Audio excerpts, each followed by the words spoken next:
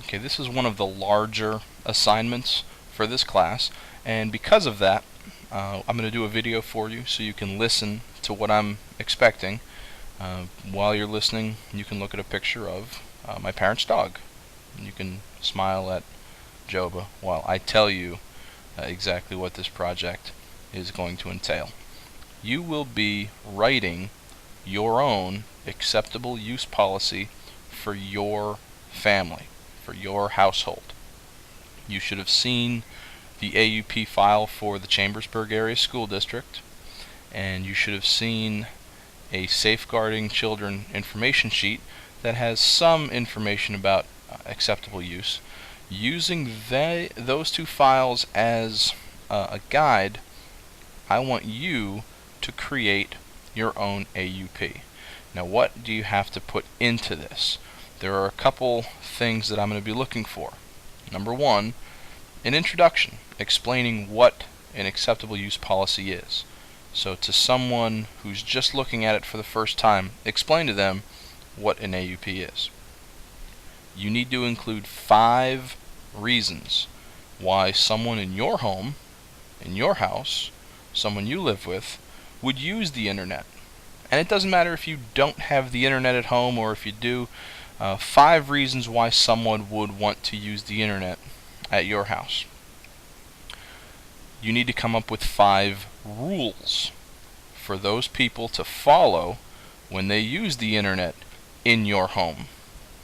Okay? I'm asking for rules to follow when you're on the internet, not just on the computer.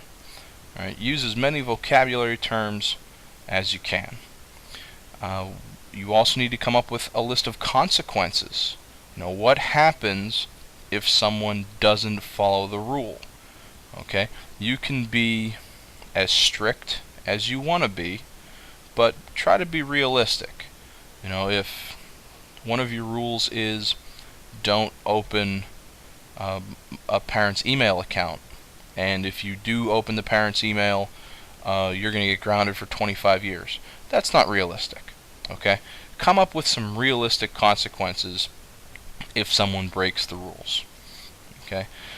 And I want you to include at least 2 examples from the safeguarding info sheet, which is right above this video.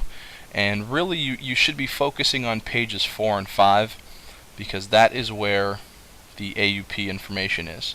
At the bottom of page 4, you'll see acceptable use policies, and there are a couple examples there for consequences and things like different rules that you could implement into your AUP file.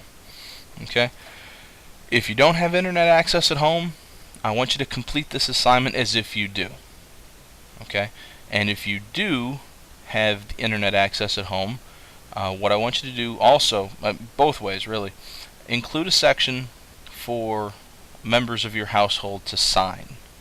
Alright, so you're going to create a somewhat legal document that you're going to sign and say we're going to follow these rules when we access the internet from our house. Okay? If you use vocabulary terms, you got to remember the difference between personal information and private identity information. That's one of the reasons why we threw the pop quiz at you, just so you have a really strong understanding of those 2 terms, because they look the same, they seem like they might be the same, but they're really completely different.